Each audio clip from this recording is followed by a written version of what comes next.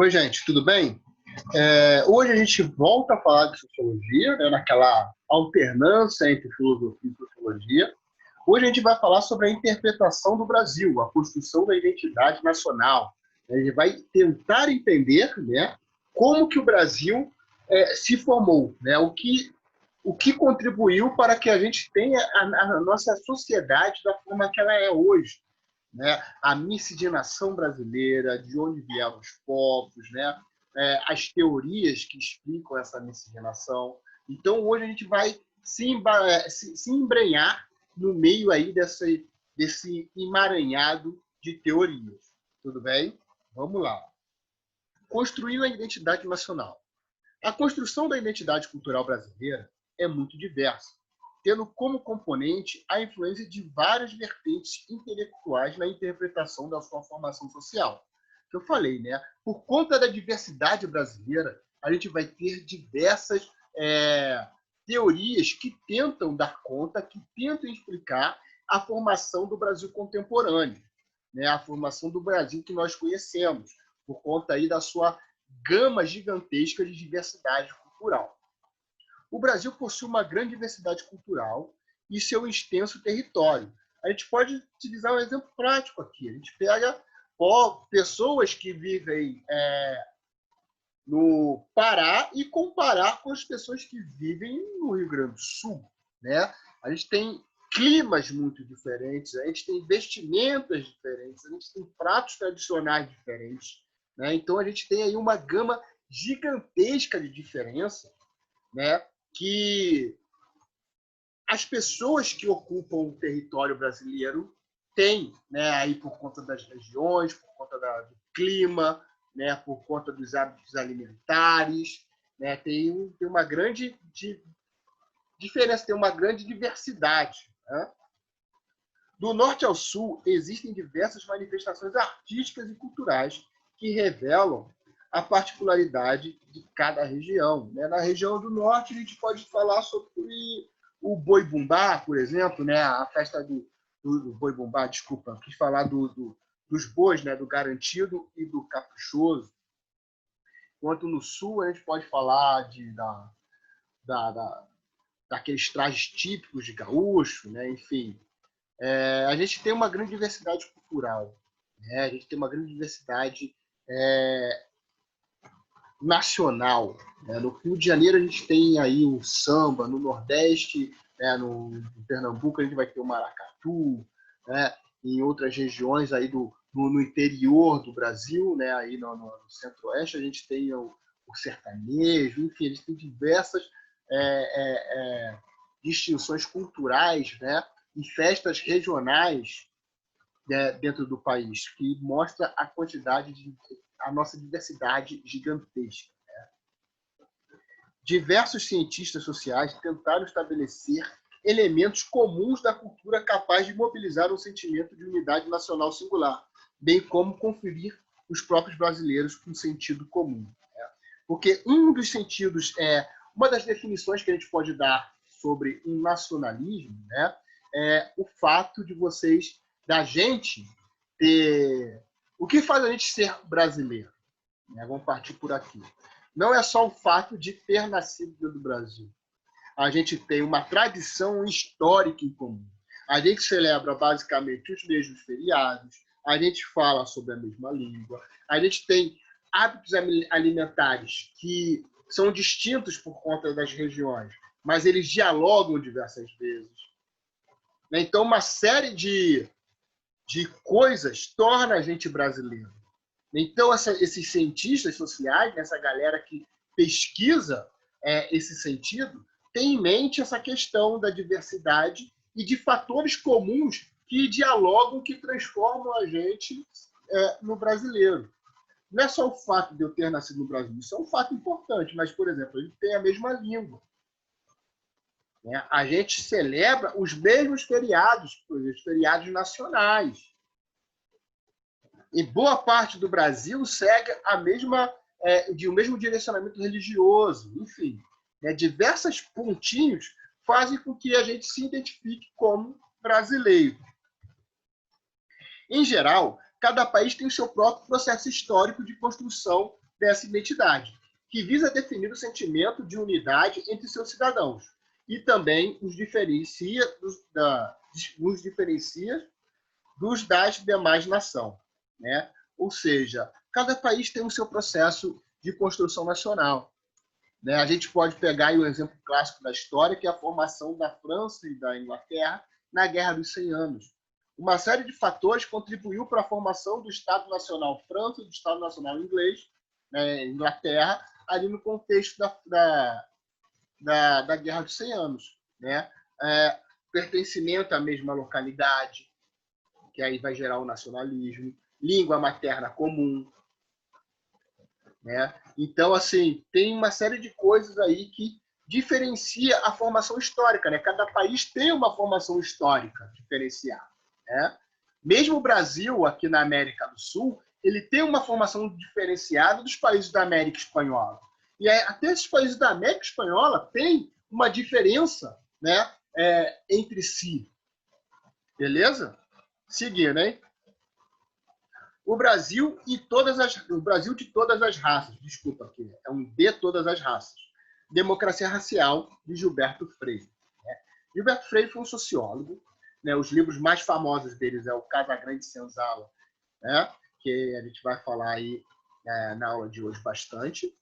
E no Casagrande Senzala ele trabalha a questão da Casa Grande, né? Como funciona aí a estrutura da Casa Grande. Ele vai para além da relação ali entre a pessoa escravizada e o senhor de engenho, né? Ele entra ali digamos, na intimidade, né? No eixo ali do que faltava para tentar entender a relação entre a pessoa escravizada e o senhor de engenho, que está para além da relação de trabalho compulsório, né? Que aquela relação vai se refletir na formação do Brasil hoje. Então, o Gilberto Freire ele vai fazer um dissecamento aí da relação entre a Casa Grande e a Senzala. Vamos lá. Freire afirma que o Brasil não é apenas uma extensão das tradições europeias, mas uma mistura étnica e cultural muito peculiar de três grandes matrizes: europeia, africana e indígena. Né? Os indígenas são aí os nativos americanos que já estavam aqui antes da invasão dos europeus. Né? Os europeus chegam e aí começa a miscigenação. E os europeus, basicamente, aí, explorando a costa africana, vão trazer milhares e milhares de pessoas escravizadas da África para o Brasil. Consequentemente, a sociedade brasileira vai ser, em sua grande maioria, a junção dessas três matrizes: da europeia, da africana e da indígena. Obviamente, com o passar do tempo, chegam outros povos, como, por exemplo, os asiáticos, né, os povos de origem árabe, mas eles ainda são minorias dentro da sociedade brasileira. A sociedade brasileira é uma sociedade negra. A presença africana, né, ela é maior, né, o número de pessoas que descendem de africanos, né, que têm traços, né, negros, é a maior parte da população brasileira. Tonalidade de pele, tipo de cabelo, lábio, enfim. A maior parte da população brasileira é constituída majoritariamente por negros. Beleza? No século XIX, predominou no Brasil ideias racialistas que julgavam a miscigenação como uma causa inferior. O século XIX, apesar de ser um século de grande crença no padrão científico, né, no crescimento da ciência, um crescimento sem limites, é um século que traz muitas teorias baseadas ali também no darwinismo social, né, que justificava, por exemplo, o ato de subjugar um povo, porque esse povo, teoricamente, ele era inferior, né, menos apto do que o outro. São ideias pseudocientíficas que vão legitimar o racismo. Inclusive, essas ideias pseudocientíficas elas vão ser legitimadas lá por Hitler quando ele escreve o Mein Kampf e fala sobre a raça ariana, baseados aí nessas ideias racialistas, nessa pseudociência, que fala sobre uma etnia ser superior às outras. Né? A miscigenação, segundo aí o conceito racialista, é algo prejudicial para a sociedade. Então, a miscigenação causa uma inferioridade entre os indivíduos, segundo aí as ideias racialistas. Essas teorias faziam uma hierarquização dos povos em virtude da desigualdade biológica entre os seres humanos. Dessa forma, a miscigenação seria algo ruim, a raiz de defeitos morais como a preguiça e a indolência do povo brasileiro. A racialização fala, ó, tem essa etnia que é a melhor etnia de todas. E a partir do momento em que a gente vai misturando as raças, as etnias, a gente começa a ter vícios morais, a gente começa a ter, digamos, algumas discrepâncias dentro dessa miscigenação. Né? Então, a miscigenação para as teorias racialistas é algo ruim, é algo que legitima o racismo, é algo que legitima uma raça ser superior à outra. Né? Ou seja, é uma pseudociência, é algo falso, né? É algo sem embasamento nenhum científico. Inclusive, o governo brasileiro, aí no século XIX, ele vai chegar a promover políticas de embranquecimento da população. Né? O que significa isso? A ideia de que existiam muitos negros aqui no Brasil, provenientes aí da chegada de africanos escravizados. No século XIX, o governo brasileiro, abertamente, ele promove a chegada de imigrantes europeus. Aí ele está falando de uma galera que vem da Itália, de uma galera que vem da Alemanha, que é o conjunto, né, do processo de unificação territorial. A Itália está sofrendo o seu processo de unificação territorial, então está em guerra. A Alemanha, na época, se chamava Prússia e estava entrando em guerra com a França no seu processo de unificação. Então, boa parte das pessoas que chegam ao Brasil estão fugindo, né, desse processo aí de guerra que o seu país estava sendo formado. Tá? Então, o governo brasileiro, muito influenciado aí também pelas oligarquias cafeeiras de São Paulo, basicamente, vão trazer imigrantes com o intuito de promover o embranquecimento da população. O que isso quer dizer? Eu tenho aqui o negro, né? E esse negro, essa negra, a pessoa de pele escura, ela vai se relacionar com o europeu, que tem a pele clara. Os descendentes vão ser mais claros do que o pai ou a mãe, né? O negro original. E os descendentes desse descendente vai ser também mais claro, e assim a gente vai embranquecendo a população brasileira. Olha só a viagem do governo brasileiro. Né? O país promoveu a chegada de imigrantes da Europa. Para Gilberto Freire, a mistura racial é o que desculpa, falta um H aqui, tem um erro gravíssimo. Né? Vamos lá, continuando. Consertei aqui, né? Por isso essa parte. Né? Para Gilberto Freire, a mistura racial é o que há de mais legítimo e genuíno no brasileiro e no seu modo de ser. Gilberto Freire, diferente aí dos teóricos do século XIX, ele vai falar que não, a miscigenação é algo bom, é algo que vai gerar a diversidade que existe no Brasil. Em sua obra Casa Grande e Senzala, Freire apresenta uma detalhada reflexão sobre a contribuição das principais culturas e etnias que formaram o Brasil. A gente tem influência europeia, pegando o exemplo gastronômico, né, de comida, como a gente falou.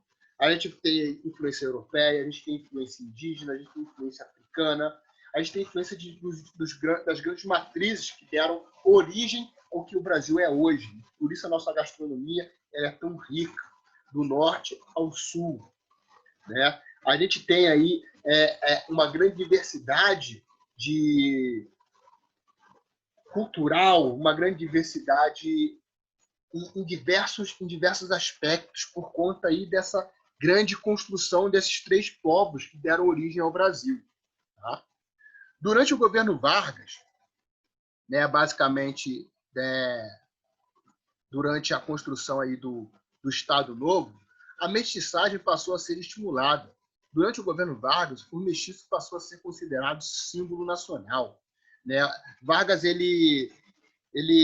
por exemplo, vamos utilizar o exemplo da capoeira. A capoeira era algo perseguido, proibido. Né? Se você fizesse capoeira, você poderia ser preso por vadiagem. No governo Vargas, a capoeira deixa de ser algo perseguido e passa a ser um patrimônio brasileiro. No governo Vargas, a gente vai ter uma grande aproximação de Vargas, por exemplo, com o samba, né, com os desfiles da escola de samba. Vargas ele vai trazer um mestiço como a brasilidade. O mestiço brasileiro, o cara aí que é a personificação do entrelaçamento do indígena, do negro e do europeu, vai ser um cara exaltado no governo Vargas. Vai se tornar símbolo do Brasil, não só dentro do Brasil, mas para fora do Brasil também. Né? Então, Vargas ele vai se apropriar dessa questão e vai mostrar que o mestiço, que o brasileiro, ele é algo único no mundo. Outra característica marcante da sociedade brasileira reside no seu passado colonial. Né? O passado, como a gente falou no início da aula, né, cada povo tem aí a sua origem histórica. Né? Cada povo tem aí seu processo de consolidação nacional. O Brasil, a base da sociedade brasileira, tem a sua origem, né, no latifúndio escravocrata, que era basicamente a base econômica do Brasil colonial. Né, que a gente tinha aí o grande proprietário de terra e a mão de obra escravizada que impulsionava a economia brasileira. E a família patriarcal, a família liderada pelo patriarca, pelo pai, pelo homem. Né? Isso significa que a sociedade agrária no Brasil foi consolidada mais por iniciativa da organização familiar que pela atuação do Estado. Ou seja, os costumes, né, da tradição familiar patriarcal e do latifúndio, eles foram mais influenciadores para a formação do Brasil hoje do que o próprio Estado. Para Freire, a miscigenação proporcionou um equilíbrio do antagonismo, uma sociedade diversificada, em que a Casa Grande era o centro da sociabilidade entre os senhores e escravos, estruturada na harmonia da família patriarcal. A gente está falando aqui de Casa Grande, né? A Casa Grande é uma sociedade açucareira, que ela vai ser basicamente o produto de exportação do Brasil durante todo o processo colonial. Ela é basicamente estruturada ali pela Casa Grande, que era onde vivia o senhor de engenho, o dono do engenho, né? Em sua volta ali tinha a capela, tinha a senzala, tinha a moenda, tinha a plantação da cana, né? E Freire está falando que a Casa Grande era o centro das relações. Por quê? A pessoa escravizada, né, se ela poderia ocupar um determinado cargo e conseguiria frequentar a Casa Grande. Né? A Casa Grande era onde existia o senhor, a família do senhor, e ela também mostra uma hierarquização e um preconceito enraizado da família brasileira, né, da família patriarcal brasileira. Por quê? Na Casa Grande, na sociedade de engenho, quem manda é o senhor de engenho, né, o patriarca. Consequentemente, as filhas desse patriarca, elas eram subordinadas a ele. E a partir do momento que elas saem desse caso, ela passa a ser subordinada ao pai. Então a gente tem toda ao marido. Então a gente tem toda uma estrutura patriarcal que é baseada no machismo, que ainda vigora, ainda tem traços na sociedade brasileira. Obviamente que hoje a gente já milita, já tem uma desconstrução, né, dando protagonismo para aqueles que merecem ser protagonistas, para tentar desconstruir esse ranço cultural que a gente vem trazendo desde o período colonial. E, consequentemente, a questão da pessoa escravizada ali também. A gente tem o senhor o senhor de engenho, que é proprietário ali, né? O escravo ele era visto como uma mercadoria, né? E essa pessoa escravizada, ela é subordinada a essa estrutura patriarcal, essa estrutura hierarquizada, essa estrutura que concentra poderes na figura do patriarca, do homem, do dono da fazenda, né? E, consequentemente, quando se abole a escravidão, por exemplo, no Brasil, o negro ex-escravo ele não é inserido na sociedade, ele é deixado de lado. E isso explica muito a desigualdade social que a gente tem aqui. Beleza? Esse quadro aqui, meus queridos, é um quadro muito maneiro, que ele é chamado de Rendição de Khan, que ele mostra essa ideia de embranquecimento da população brasileira, né? Aqui, do lado esquerdo, a gente tem uma senhorinha, né? Negra, né? Bem velhinha, bem provável que ela tenha sido escrava, né? Tenha sido escravizada, né? Vejam aqui que ela está descalça, pisando no chão de barro. Ao lado, a gente tem uma moça que tem uma pele um pouco mais clara, né? Uma pessoa ali, e bem provável que seja filha dessa senhora, né? Que poderia ser filha aí do seu antigo senhor, né? Violência sexual, que as mulheres ali, né? As pessoas escravizadas eram submetidas a todo momento.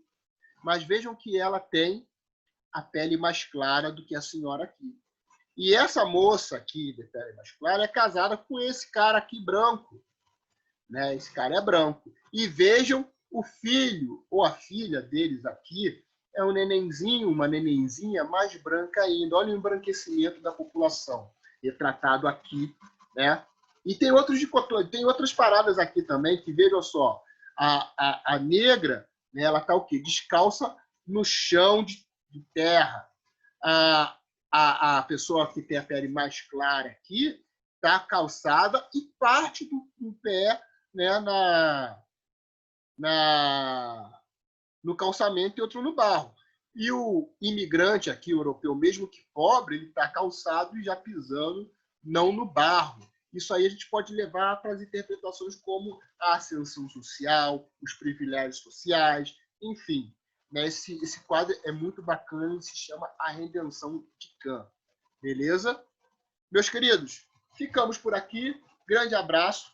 Façam os exercícios, leiam a apostila. Tchau, tchau e até a próxima.